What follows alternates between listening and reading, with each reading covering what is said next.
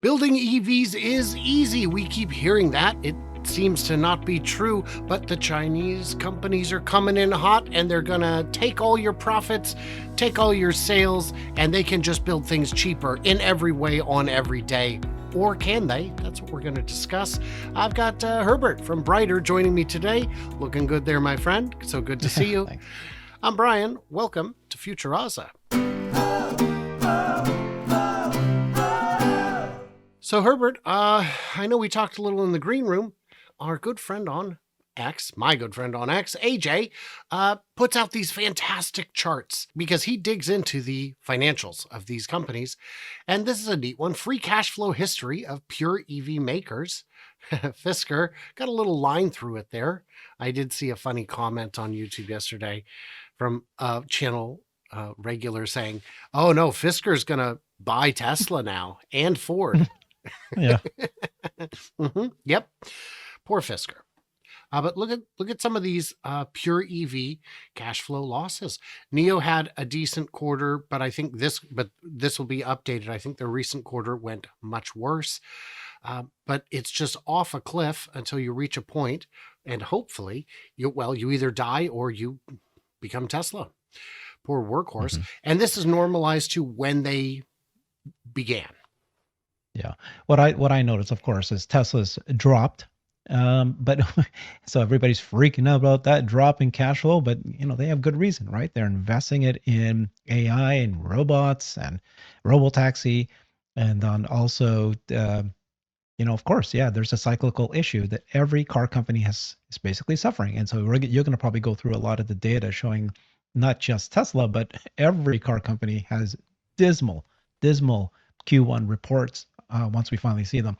The other thing that's very interesting, I like the way that you put this graph from zero start date to when they started, because yes, it is true. Electric vehicles are hard. It's one of the hardest businesses to ever do. Profitable, cash flow positive, automotive company. Tesla never got below, if I remember correctly, $2 billion of losses. I think maybe max 10, but you know what I mean? Like, so this is the issue here is as you go down here, it's like, when do they turn around and flip it? And yeah, you always say, there you go. Yeah, 10. You can see that they hit all the way down to 10 and then they jumped up, right? That's what happened there. Yep. It's crazy. So again, AJ does these fantastic charts. Check him out.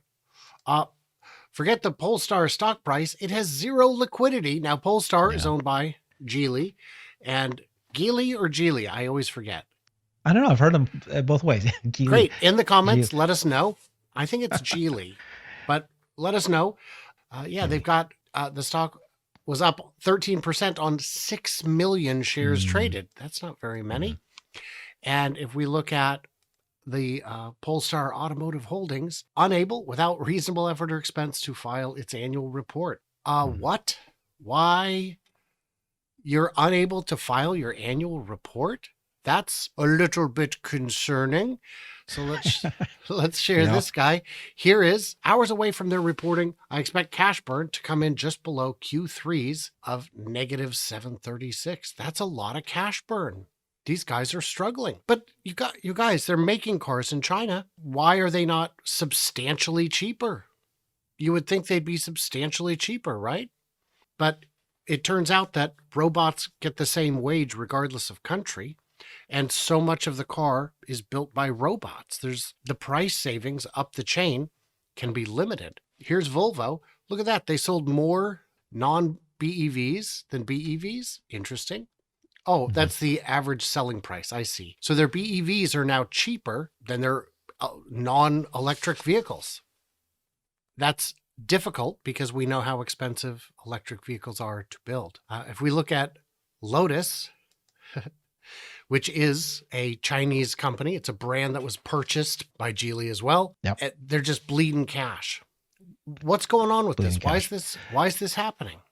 This is what's expected, right? I mean, if you don't focus, laser focus on cost like Elon is, automation like Elon is, I mean, many of these Chinese car companies, including BYD, they did not invest in automation because, it's one of those weird things, right? You have access to low cost labor.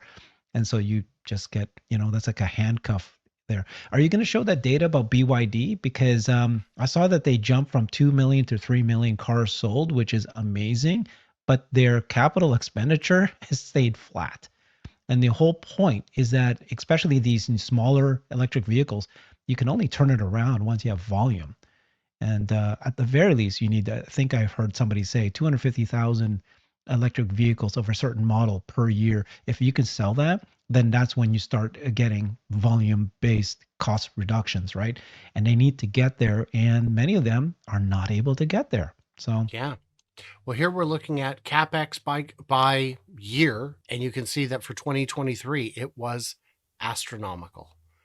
yeah, I think this figure, the billions, is in renminbi, not in dollars. But you can see the trend is definitely going up. Now, when you were talking about what did Tesla spend all that money on that first chart? Where'd this cash go? I'm looking at the balance sheet and I can't find it. And I said it went to compute. And they said, right, Yeah. well then why doesn't it show up as an expense? Because it's amortized.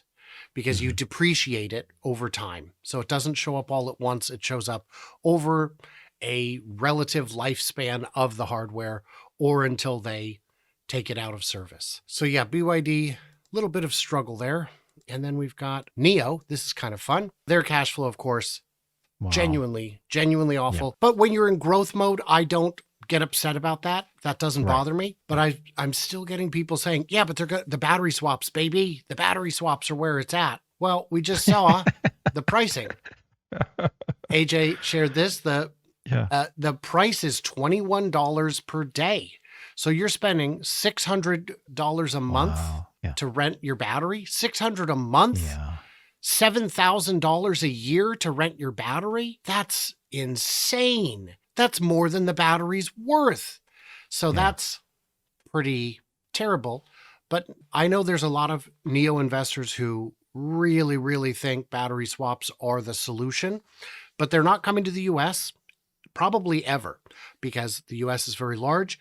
They would first have to build a factory in North America in order to sell cars at a reasonable price, even a remotely competitive price. And then they'd need to build out the entire swap network. It's a dead end. It's a dead end. I don't need an automatic tray that feeds hay to my horse. I need a car. And it looks like, the world has changed, right? That's the problem. So it's absolutely okay for you to lose money. You are in early years, your early days. The problem is that when Tesla was doing this, they were the only player in town. There was no other electric vehicle, no, competitor to the Model S, the Roadster when they came out of it. And now you've got companies like Fisker trying to do what Elon did back then, but you have, guess what? You have the Model S and you have the Roadster to compete with, who's had volume, who's able to maximize cost savings and increase more, and be able to then compete with them. And you can't copy all the features that they've got by this point. And it's just hard going. In the same way, there's an explosion of electric vehicle companies. And in China specifically, it's a bloodbath. That was a term that many officials were using there because of the incentives to be able to do an electric vehicle. You almost have to, but you're coming in a red ocean. And so companies right now are need to spend, and you don't have the ability to charge higher because of the cost cuttings, because of the price cuts that's happened. And so you're razor thin margins or no margins. And so as you're trying to build volume, you're losing margins. You can't save costs. So some of them will survive. Many of them will survive, but just know that many of them will die. And it's going to be a painful road.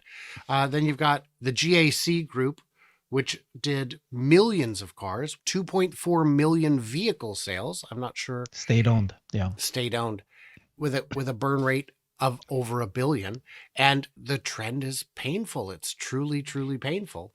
It's not like anyone's got an easy road, but this is happening either way. And, get on board or get out of the way, I guess.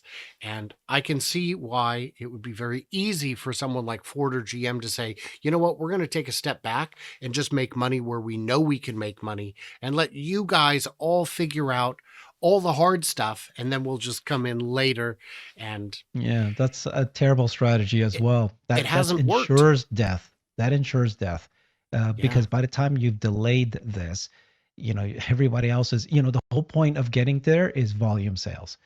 And if you delay this, you're not going to get your volume sales.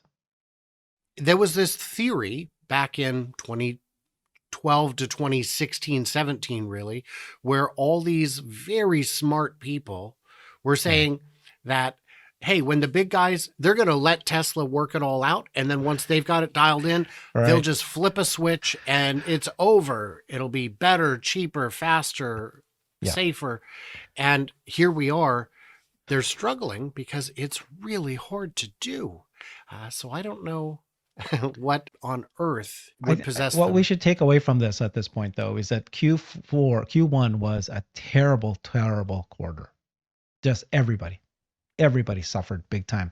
And when you showed that the cash flow, Tesla did very well. So even though they said it fell comparatively to everyone else, they weren't hurt as much. And because of, this is Elon cutting 10% of layoffs, which is what's going to happen in the next year. But he's aware of what needs to happen. So focused Absolutely. on it. And while this price war is ongoing, Tesla remains margin positive, uniquely in the industry. That's very hard to do, especially when you're competing with everyone. This is not an EV race, really, anymore. Now it's everybody's in it. And on EVs, they are uniquely profitable. Well, even Volkswagen Group, I think they only had something like 6% margin. And all I can think is, boy, what did their CEO say on X? Stellantis is taking a massive beating. Maybe they should replace their CEO with Ross Gerber. Ross, become the board member of that for them, please. He should. Think of how great they do. So what did we miss? What did we misunderstand? How do you say Gajili? We don't know, apparently. So everybody like, subscribe, smack thumbs, do what you got to do. Check out Brighter with Herbert. He does fantastic work, and he's a great guy. Everybody else, stay tuned, stay juicy, and I cannot wait to hear from you. Clever robots in China, perhaps.